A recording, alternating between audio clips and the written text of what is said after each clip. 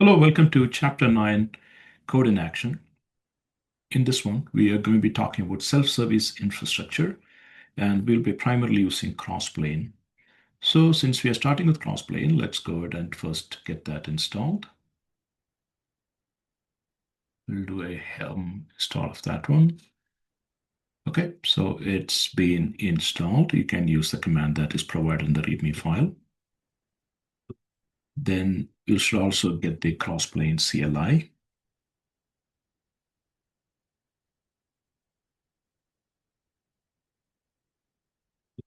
Good, that is in place. Next thing to do would be to load the database credentials from Bitwarden. I'm not entirely sure if it's available in Bitwarden, but let me just try and see if it's there. So I'm actually going to unlock Bitwarden and see if it is there. So I had a Bitwarden session already there. It's trying to look, and so it said, yeah, it could not find Postgres password. That is perfectly fine. So what I can do right now is since I'm running it locally, I probably don't need that anyway. So I'm going to set up some local password for my Postgres. Okay. At that point, we can actually go ahead and verify the Crossplane installation. So Crossplane installs as pods in the Crossplane system. So we verify that they're healthy and the CRDs are registered in the API server. To do that, let's go ahead and run this. You can see that now the Crossplane is installed and they are healthy, as you can see here. Next thing to do would be to install the providers, both the Kubernetes and Helm providers. Let Crossplane manage native Kubernetes resources and Helm resources locally, right? Since we are doing this locally. So the file also, installs the function patch transform, which is required for that composition pipeline I've been talking about in that chapter. So let's try and see if we can run this. We are running the Crossplane providers YAML, and that would be here in chapter 9. Your Crossplane providers are here. So you can look at that, and you should be able to see this working. So this is the first apply. So it sort of creates the provider and function objects, but provider config resources will fail, as expected, right? Because we haven't, the CRDs are not registered yet. So we'll wait for the providers to get healthy and try this. So we'll go ahead and so now you can see that these conditions are met. So essentially, give it a little bit of the reconciliation time. Now we will go ahead and make sure that we run the next one also. Yeah, you can see all these are met.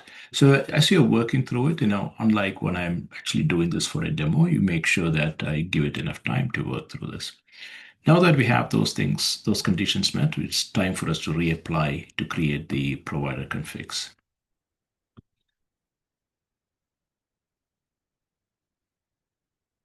Okay, let's see what happened. Okay, you have true, it's installed and healthy, all three of them. That is exactly what we want at this point. Now, we can start granting role-based access control to your Kubernetes provider. So Kubernetes provider needs cluster admin permissions to create the resources. So these resources could be namespaces, deployments, PVCs, services, and all that. So it's all done on behalf of Crossplane. So if you don't do this, all objects will fail with sort of forbidden errors, right? So let's see if we can get this working.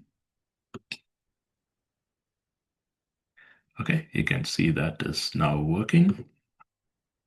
Next step would be to create the PostgreSQL XRD and composition. So the XRD defines that self-service API, the parameters devs can set, and the composition uses the V2 pipeline mode. So this defines our self-service API, what we're going to run now. So we'll just apply XRD Postgres YAML. So this would be your XRD Postgres YAML. This is what we're going to be applying.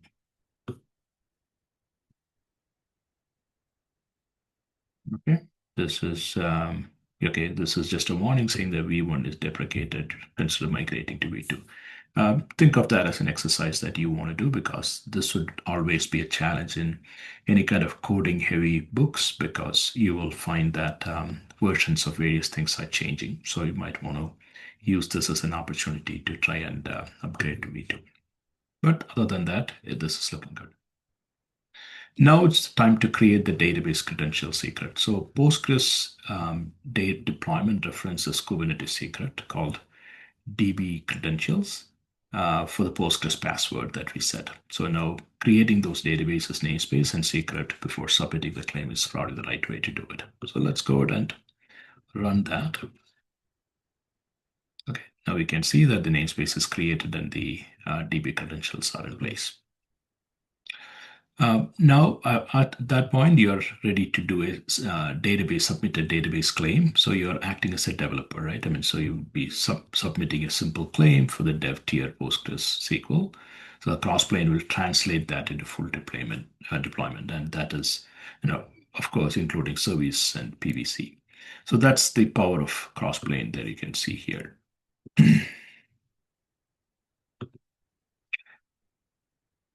So you can see that now this is turned from false to true. So after running, so giving it a couple of seconds, that is really good. So now we can try and exit out of this.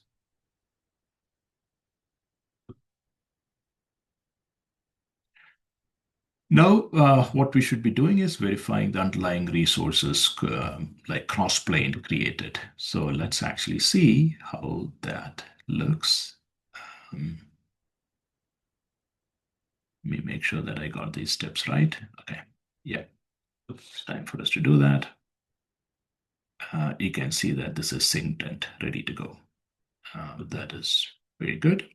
So the next step would be inspect that connection secret. So to do that, what we would have to think about is the fact that Crossplane writes these connection details into a Kubernetes secret. So the application mounts this directly, so no hard-coded credentials are needed. I think so. We can just go ahead and get the secret. This is the inspection step. You can see that this is, they probably pulled the right data here. But instead of just guessing, we obviously, as always, want to run a test to see if this came correctly. So we will run the test, and you can see that the claim is ready, connection secret is existing, and then app connectivity check is skipped because demo app is not deployed here. Okay,